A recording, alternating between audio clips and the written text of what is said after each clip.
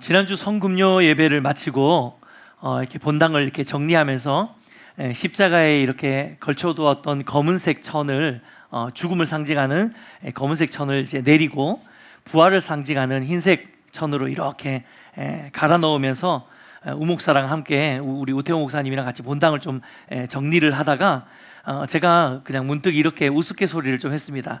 야, 이 한국 교회에서 부활주일날 이렇게 데코를 안 하는 교회는 우리 교회밖에 없을 거다라고 우스갯소리를 했는데 그걸 또 우태호 목사님이 받으셔가지고 목사님 그러면 A4 용지 3장에다가 축부활 이렇게 프린트해가지고 좀 앞에다가 좀 붙여 놓을까요? 막 이러더라고요. 그래서 둘이서 한참을 웃었습니다. 그러다가 문득 잊고 있었던 기억이 하나 떠올랐는데요. 제가 다녔던 대학은 신학대학이라서 캠퍼스 안에 작은 교회가 하나 있었습니다. 그런데 그 교회에 제가 입학할 때부터 붙어 있었던 그리고 졸업할 때까지 떼지 않고 진짜로 A4 용지에다가 써서 앞에다가 이렇게 강대상을 강에 글을 붙여놓은 그 글귀가 있었는데 한번 따라해 볼까요? 예수 고난 나의 고난, 예수 부활 나의 부활. 제가 사진을 구할 수 없어가지고 AI에다가 부탁을 했는데 거의 이 모양이었습니다. 네, 거의 이렇게 저렇게 붙여놓은 플랜카드도 아닌 것이 A4 용지로 저렇게 써서 투박하게 이렇게 붙여놨는데 사실 그때는 별 생각이 없었는데 지금 생각해 보니까 이것이 참 놀라운 진리라는 생각을 좀 하게 되었습니다. 여러분, 이게 무슨 뜻입니까? 예수님의 고난에 동참하지 않으면 예수님의 부활의 영광을 누릴 수 없다는 것이죠. 예수님의 고난이 나의 고난이 되어야 되고 그렇게 할 때에 예수님의 부활하심이 나의 부활이 되고 나의 기쁨이 되고 나의 영광이 되는 줄 믿습니다. 예수님을 믿고 신앙인으로 산다는 것은요, 좋고 행복한 일만 있는 것은 아닙니다. 세상에서 겪지 않아도 될 손해, 희생, 또 오해와 조롱 이런 것들을 받는 경우들이 예수님 믿게 되면 종종 생기게 되죠. 하지만 그럼에도 불구하고 그리스도의 고난에 기꺼이 우리가 동참할 때에 우리는 그리스도의 영광을 함께 누릴 수 있는 특권을 얻게 되는 줄 믿습니다. 그래서 사도 바울은 로마서 말씀에서 이렇게 이야기하고 있습니다. 로마서 8장 18절 함께 읽겠습니다. 시작. 생각하건대 현재의 고난은 장차 우리에게 나타날 영광과 비교할 수 없도다. 할렐루야. 이것이 우리의 소망인 줄 믿습니다. 그런 의미에서 저는 오늘 우리가 이 예수님의 부활의 영광과 기쁨을 노래하기 전에 그보다 먼저 우리 스스로에게 이 질문을 던져보아야 된다고 생각합니다. 나는 그리스도의 고난에 동참하는 삶을 정말로 살고 있는가? 사실 오늘 우리가 읽은 마태복음 27장 본문은요, 부활주일 설교 구절로는 전혀 어울리지 않는 구절입니다. 읽으시면서 그런 생각 드셨을 거예요. 목사님 오늘 왜 이 구절을 선택하셨지? 맞습니다. 부활절이라면 뭔가 막 기쁘고 막 영광스럽고 드라마틱하고 이런 본문이어야 되는데 오늘 본문은 전혀 그렇지 않습니다. 하지만 저는 오늘 본문을 통해서 예수님의 고난에 가장 가까이 서 있었지만 그 고난에 동참하지 않은 자들의 특징을 오늘 본문을 통해서 한번 살펴보면서 우리가 부활의 영광을 바라보는 우리의 삶이 어떠해야 되는지를 마치 반면 교사 삼듯이 그렇게 오늘 본문을 통해서 다시 한번 우리를 점검하고 우리의 삶을 돌아보는 시간을 함께 가지기를 원합니다. 고난에 동참하지 않은 자들의 특징이 오늘 본문에서 네 부류의 사람을 통해서 네 가지 특징이 나타나는데요.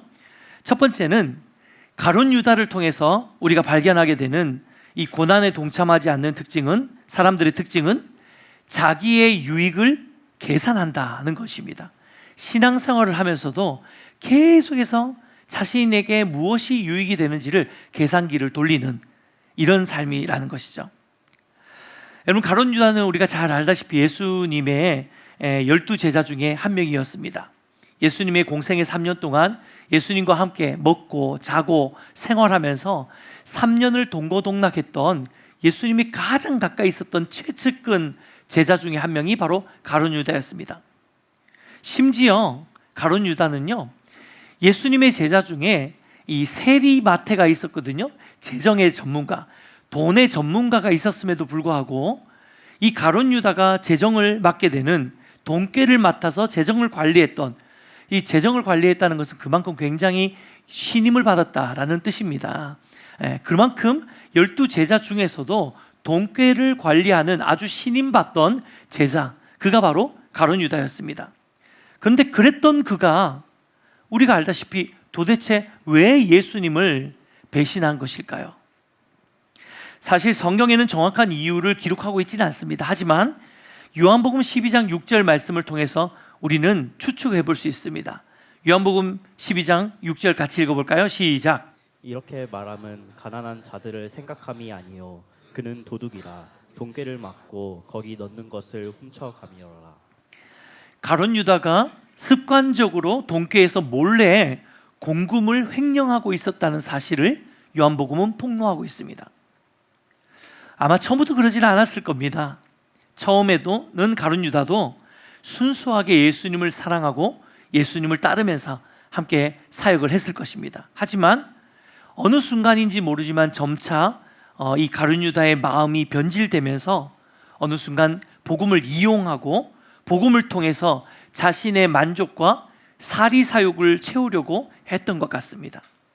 이런 유다의 계산적인 마음의 태도는 예수님의 십자가의 고난의 길과 자기 자신의 유익을 쫓는 길 사이에서 계속해서 이 저울질을 하다가 예수님이 끊임없이 자신이 죽으실 것이고 십자가의 길을 갈 것이고 이런 이야기를 하는 이 이야기들이 아마도 가룟 유다에게는 그가 생각했던, 그가 기대했던 그런 예수님을 쫓았을 때 자기가 얻을 수 있는 유익, 예수님이 왕이 되었을 때 자기가 취할 수 있는 그런 유익과는 전혀 다른 길이라는 것을 계산기를 두드리고 깨닫고 난 후에 예수님을 은30에 팔아버리는 그런 결과를 낳게 됩니다.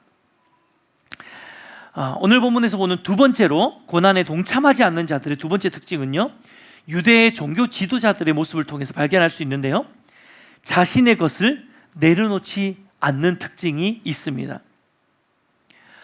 여호와를 섬기는 신정국가였던 이스라엘에서 대제사장과 장로들, 이러한 사람들은 단순한 종교 지도자들을 넘어서서 사실은 정치적인, 경제적인, 사회적인 모든 영역에서 굉장히 막강한 권력을 행사하고 있던 사람들이 바로 대제사장과 여기 나오는 장로들이었습니다. 더군다나 이들은 이 자신들의 기득권을 더 강화하기 위해서 성전 제사의 시스템과 그리고 율법의 해석권을 쥐고 자신의 손 아래 쥐고 이것을 쥐락펴락 흔들면서 자기 입맛대로 이스라엘 백성들을 다스리고 군림하고, 그러면서 일종의 종교 가스라이팅을 했던 것이 이 당대 유대 사회의 종교 지도자들이었습니다. 그래서 예수님이 자기도 능히 할 수 없는 것을 짐지운다라고 이들을 향해서 강력하게 비판하셨죠.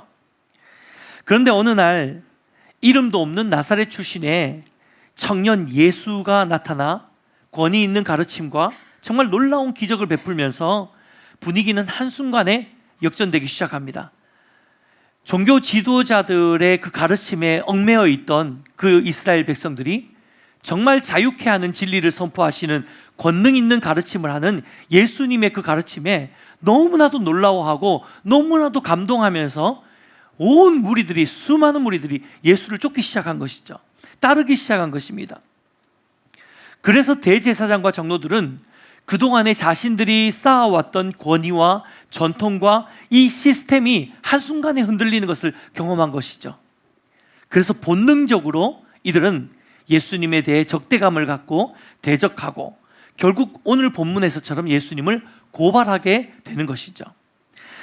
성경은 대제사장과 장로들이 겉으로는 신성모독이라는 이 신학적인 이슈를 가지고 예수님을 고발한 것처럼 말하고 있지만 사실은 그들의 시기심 때문이었다라고 정확하게 그들의 내면의 상태를 진단하고 있습니다.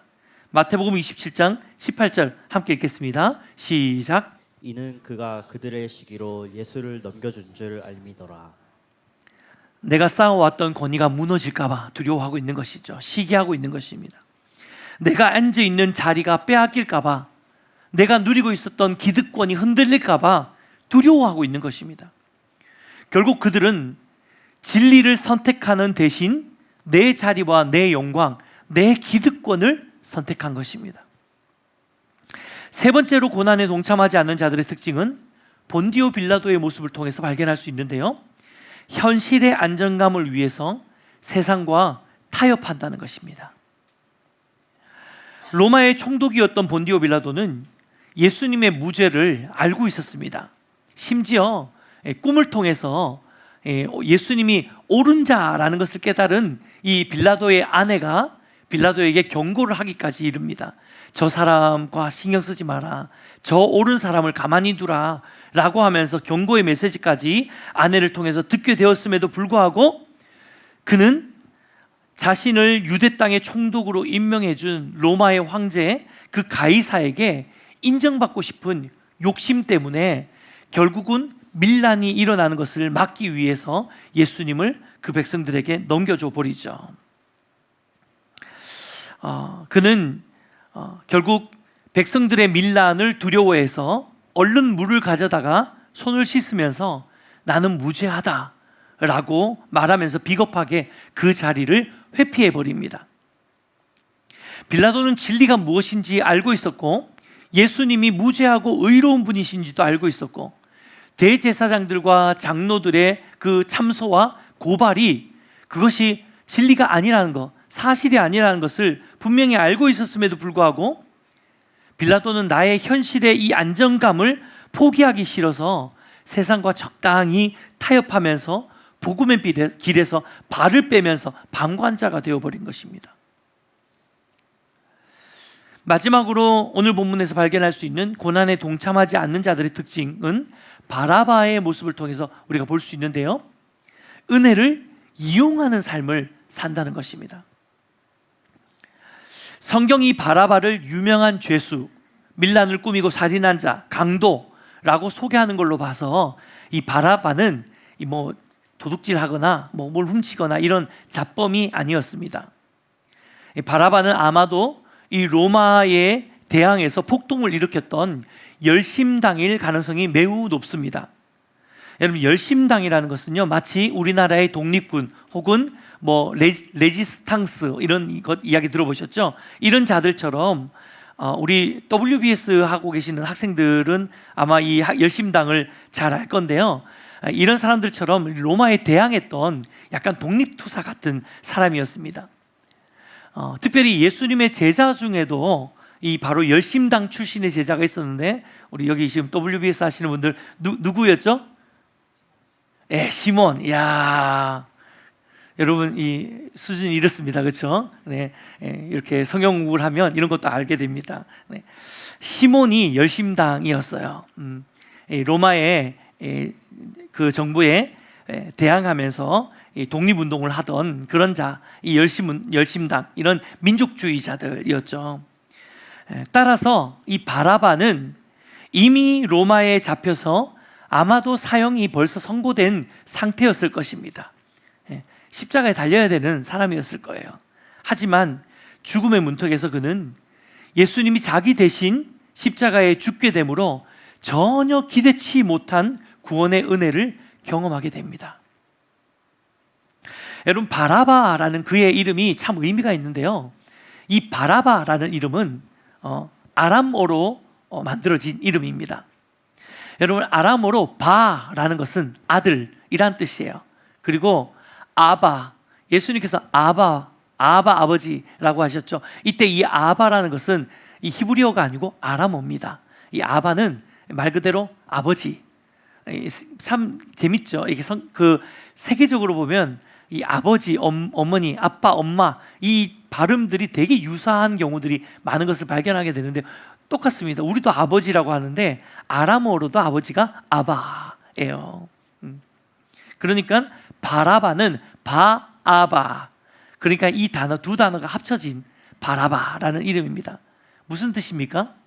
아버지의 아들이란 뜻이죠. 근데 이때 이야기하는 아버지는 육의 아버지를 의미하는 거겠죠. 세상적인 아버지. 그러니까 죄인의 어떤 육신의 몸, 이 죄인의 신분일 수밖에 없는 우리 인간의 아들을 뜻하는 이름이 바로 바라바입니다. 그런데 정말로 그 이름처럼 인간 아버지의 아들이었던 죄인 바라바를 위해서 죄 없으신 하늘 아버지의 아들이었던 예수 그리스도께서 대신 죽으신 것입니다. 굉장히 의미 있는 장면이죠. 하지만 여러분, 한 가지 흥미로운 사실이 있는데요. 성경 어디에도 바라바가 이 일을 계기로 이 일 후에 주님을 따랐다라는 기록이 없습니다. 요세푸스라는 유명한 역사학자가 있는데, 이 당시 이 초대교회 당시 활동했던 이 요세푸스의 역사학자가 남긴 이 문헌에도 바라바에 대한 기록이 남아있지 않습니다. 여러분, 이것은 결국 그가 예수님을 통해서 예수님의 은혜로 죽을 수밖에 없는 절체절명의 위기를 모면하긴 했지만 그의 삶의 주인으로 예수님이 바뀌지는 않았다는 것을 암시하고 있습니다. 그저 은혜를 이용하는 삶을 살고 있었던 것이죠. 끝내 주님과는 아무 상관없는 삶을 그 이후에 살았던 것 같습니다. 사랑하는 여러분, 이 예수님의 고난에 동참하지 않았던 네 그룹의 모습들, 사실 그들의 모든 모습들이 여전히 우리 안에도 좀 남아있지 않습니까? 주를 위해 살겠다라고 말하면서도 끊임없이 내 삶에 어떤 유익과 이득이 있을지를 계산하다가 결국엔 예수님을 떠나고 배신했던 이 가룟 유다의 모습, 또 진리의 말씀이 임할 때 겸손히 그 말씀 앞에 나 자신을 내려놓기보다는 오히려 내가 가지고 있는 지식과 경험과 방법과 고집들을 더 지키려고 애썼던, 그 기득권을 붙들고 놓치지 않으려고 몸부림쳤던, 발악했던 그 종교 지도자들과 같은 이 교만한 마음이 우리 안에도 있다는 것을 부인할 수 없습니다. 어디 그뿐입니까? 여러분, 무엇이 옳은 일인지 알면서도 지금의 현실의 안정감을 깨고 싶지 않아서 좋은 게 좋은 거지 라고 하면서 적당히 세상과 타협하는 이 빌라도와 같은 모습도 우리 안에 있잖아요. 그리고 내 안에 필요할 때만 은혜를 쏙 챙기고 정작 삶의 자리에서는 예수님이 주인이 아니라 내가 주인으로 살아가고 있는 이 바라바와 같은 삶의 모습도 우리 안에 다 있습니다. 어느 누구의 모습이 아니라 이 모든 모습들이 다 나의 모습, 다 우리의 모습이라는 것이죠. 하지만 오늘 이 아침에 그럼에도 불구하고 여러분, 우리가 소망을 품을 수 있는 이유는 바로 예수님이 죄와 사망의 권세를 깨고 부활하셔서 우리의 산 소망이 되어주셨다는 것입니다. 사랑하는 여러분, 우리가 이전에 어떤 존재였는지는 더 이상 중요하지 않습니다. 이기적인 배신자였는지, 아니면 내 것을 내려놓지 못하는 교만한 자였는지, 아니면 안정감을 위해서 세상과 타협하는 비겁자였는지, 혹은 위기의 때만 은혜를 이용해 먹는 기회주의자였는지, 이런 모든 것들은 더 이상 중요하지 않습니다. 왜요? 진짜 중요한 것은 이러한 우리의 연약함에도 불구하고 예수 그리스도께서 부활하시고 이 부활의 능력과 부활의 빛을 우리 가운데 비춰주시고 계신다는 것이에요. 누구든지 그 부활하신 예수님의 영광을 붙들고 부활하시고 살아계신 그 주님을 인정하고 고백하고 다시 한번 우리의 연약함 가운데 그 하나님을 붙들며 나아갈 때에 그 부활의 빛과 그 부활의 영광과 부활의 능력이 이렇게 초라하고 이렇게 연약하고 이렇게 비겁하고 이렇게 교만하고 이렇게 죄악된 우리임에도 불구하고 그 부활의 능력이 우리에게 효력 있는 영광스러운 소망으로 우리 삶 가운데 경험되게 하신다는 것입니다. 성경을 보시면 가룟 유다, 종교 지도자 빌라도, 바라바와 같은 실패자였지만 그럼에도 불구하고 부활하신 주님을 만나고 그 주님을 붙들므로 인해서 완전히 변화된 인생을 살고 있는 수많은 사람들의 인생이 성경에 기록되고 있어요. 한번 보실까요? 유다와 같이 예수님을 3번이나 부인했던 배신자 베드로, 하나님 그 베드로는 디베랴 바닷가에서 부활하신 주님을 다시 만나게 됩니다. 요한복음 21장 15절 말씀 읽어볼까요? 함께 읽겠습니다. 시작. 그들이 조반 먹은 후에 예수께서 시몬 베드로에게 이르시되 요한의 아들 시몬아 내가 이 사람들보다 나를 더 사랑하느냐 하시니 이르되 주님 그러하나이다. 내가 주님을 사랑하는 줄 주님께서 아시나이다. 이르시되 내 어린 양을 먹이라 하시고. 여러분, 부활하신 주님은 베드로에게 배신의 대가를 계산하지 않으셨어요. 아무것도 묻지 않으셨습니다.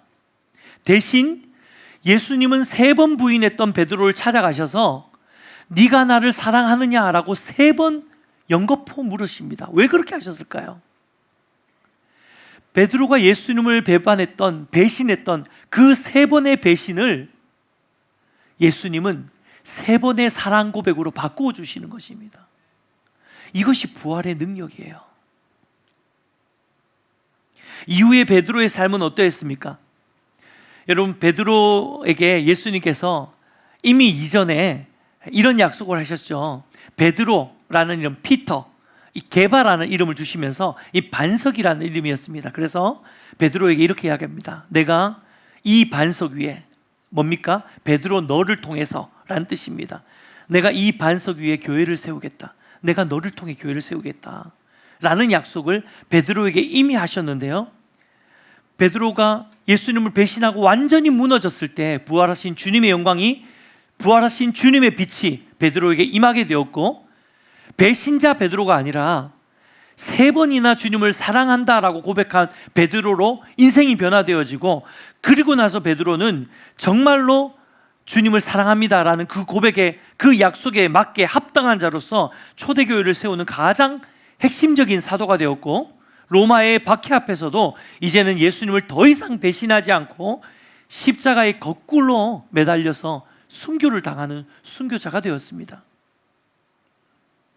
예수님을 죽이려 했던 종교 지도자들과 똑같은 배경, 똑같은 엘리트 코스를 밟았던 기득권, 당시의 기득권을 가지고 있었던 사울이라는 청년이 있었습니다.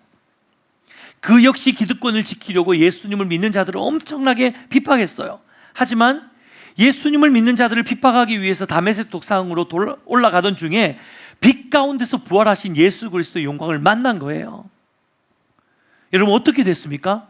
그 이후에 자신의 이름을 바울이라고 바꾸면서 신약 성경 27권 중에 무려 13개의 서신서를 기록했어요. 13개의 서신서가 예수님을 핍박하고 자기의 기득권을 놓지 않으려고 꼭 붙들고 있었던 사람, 그 사람이 신약 성경의 13권을 기록했습니다. 이후에 바울은 자신이 쓴 빌립보서를 통해서 이렇게 고백하고 있습니다. 빌립보서 3장 8절입니다. 같이 읽겠습니다. 시작. 또한 모든 것을 해로 여김은 내 주 그리스도 예수를 아는 지식이 가장 고상하기 때문이라. 내가 그를 위하여 모든 것을 잃어버리고 배설물로 여김은 그리스도를 믿고. 자신이 자랑하던 기득권의 지식, 권력, 신념, 이 모든 것들을 배설물로 여긴다는 거예요. 대제사장과 장로들이 놓지 못해가지고, 자신들의 권력을 놓지 못하고, 자신들의 신념을 놓지 못하고, 자신들이 갖고 있었던 구약의 지식을 놓지 못해가지고 정말 놀라운 진리를 풀어주고 계시는 예수님이 그 앞에 있음에도 불구하고 자신들의 것들을 지키려고 애쓰면서 아둥바둥 그렇게 예수님을 적대하고 공격하고 진리의 말씀에 귀를 닫고 그렇게 예수님을 참소했던 것, 그 똑같은 모습으로 예수 믿는 자들을 핍박했던 것이 바로 바울이었는데, 부활하신 주님을 만나고 나니까 그 모든 것들이 배설물처럼 여겨지는 그런 삶을 살게 되는 것입니다. 그뿐이 아닙니다. 예수님의 제자들은 또 어떻습니까? 예수님의 제자들은 예수님이 십자가에 달리신 후에 죽고 난 다음에 이 제자들은 로마가 자신들도 예수님을 추종하는 무리로 잡아갈까 봐 너무 두려워가지고 집에 다 모여가지고 온 집에 있는 문은 다 걸어 잠그면서 꽁꽁 숨어서 두려워하고 있었습니다. 하지만 부활하신 주님이 그들을 찾아가셔서 평안하라 라고 말씀하셨을 때에 그들은 더 이상 세상과 타협하는 빌라도와 같은 비겁자, 방관자가 아니라 세상이 감당치 못할 담대한 복음의 증인으로 다시 회복되어지기 시작한 것이죠. 바라바와 같이 또 처음에는 인생의 문제 해결, 위기 모면이 필요할 때만 은혜를 구하던 사람이었지만 나중에는 진짜 자신의 삶에서 살아서 역사하시는 부활하시는 주님을 만난 후에 은혜를 이용하는 삶이 아니라 은혜를 증명하면서 날마다 그 은혜와 함께 동행하는 삶을 살고자 몸부림치는 수많은 성경의 인물들 뿐만 아니라 이곳에 앉아 계시는 수많은 우리 성도님들의 삶, 그런 삶을 살고 계시는 분들 우리 안에 얼마나 많이 계십니까? 여러분, 이것이 바로 부활의 능력이고 영광인 것입니다. 말씀을 맺겠습니다. 사랑하는 여러분, 아마 여기 계신 대부분의 성도님들은 오늘 아침에 교회 오시면서 오늘 부활주일이지 라고 다 생각하시면서 거의 오셨을 거예요. 오늘 부활주일이구나, 부활절 헌금을 좀 챙겨야 되겠네, 이러고 오신 분도 계실 거고, 이제 드디어 부활절이네, 오늘 교회 가면 달걀 주겠네, 이러고 오시는 분도 계실 거예요. 아마 대부분 오늘 다 부활절이라는 것을 알고 교회에 오셨을 것입니다. 그런데 혹시 부활주일 예배를 드리고 있는 지금 이 순간에도 여전히 여러분의 마음 한켠에는 초라한 내 모습으로 계속 마음이 위축되거나 또 주님 앞에 여전히 배신자와 같은 내 모습, 비겁자와 같은 내 모습, 그리고 은혜를 이용하려고만 하는 기회주의자 같은 그런 내 모습이 너무 초라하고 너무 부끄러워서 그냥 주눅 들어 계시는 분들 혹시 계시지 않습니까? 혹은 내 삶을 짓누르고 있는 크고 작은 수많은 현실적인 문제들로 인해서 예수님은 부활하셨다, 무덤에서 부활하셨다 라고 이야기하고 입술로는 그렇게 찬양하고 그렇게 고백하고 있으면서도 여러분의 마음의 진짜 중심은 무덤에서 부활하셨다가 아니라 여러분 지금 오히려 무덤을 파고 들어가고 있지 않습니까? 절망하고 있고 낙심하고 있고 예수님은 부활하셨다고 하는데 나는 여전히 무덤 가운데 들어가 있는 것 같은 그런 비참한 마음으로, 절망의 마음으로, 답답한 심정으로 이 자리에서 예배드리고 계시는 분들 혹시 계시지 않습니까? 사랑하는 여러분, 예수님이 바로 그런 우리를 위해서 부활하신 것입니다. 이 부활의 아침에 내 모습이나 혹은 우리가 처해져 있는 상황을 바라보지 마시고 우리의 모든 어둠과 우리의 모든 죄악과 우리의 모든 상황과 환경과 현실의 문제까지도 다 짊어지시고 부활하신, 일어나신, 어둠 가운데서 일어나신 그 예수 그리스도를 바라보는 여러분 되시기를 주님의 이름으로 축복해 드립니다. 여러분, 부활은 2000년 전에 옛날 이야기가 아닙니다. 부활의 능력과 영광은 지금도 자신의 유익을 쫓아간 그 배신의 자리에 사랑을 심어주고 계시고요, 지금도 우리가 우리의 것을 내려놓지 못하고 있을 때 사명을 심어주시고 또 현실의 안정감에 안주하려고 할 때 담대함을 심어주시고 필요에 따라 은혜를 이용하려고 하는 그 순간에도 은혜 안에 거하는 삶으로 우리를 돌이킬 수 있도록 그 능력을 우리에게 주시는, 실제로 현실의 삶에서 권위 있고 능력 있고 효력 있는 그러한 영광과 능력과 권세인 줄 믿습니다. 이것이 바로 지금 이 시간 살아서 역사하시는 예수 그리스도의 부활의 능력입니다. 사랑하는 여러분, 간절히 소망하는 것은 우리 예배인 교회 모든 성도님들의 삶 속에 오늘 이 시간에 이 부활의 반전이 여러분의 삶의 실제가 되시기를 주님의 이름으로 축복해 드립니다. 지금 고난의 터널을 지나가고 계시는 분들 계시다면 내가 잘 지나고 있냐 혹은 못 지나가고 있냐 크게 상관없습니다. 터널에는 반드시 끝이 있기 마련입니다. 내가 이 터널에서 다소 때때로는 넘어질 수도 있고 쓰러질 수도 있고 마음이 위축될 수도 있고 절망에 휩싸일 수도 있고 그런 순간이 올 수 있습니다. 하지만 그럼에도 불구하고 우리가 부활하신 주님을 반드시 만나고 붙들 때에 우리 삶 가운데서도 마찬가지로 부활의 아침을 여러분 경험하게 되실 줄 믿습니다.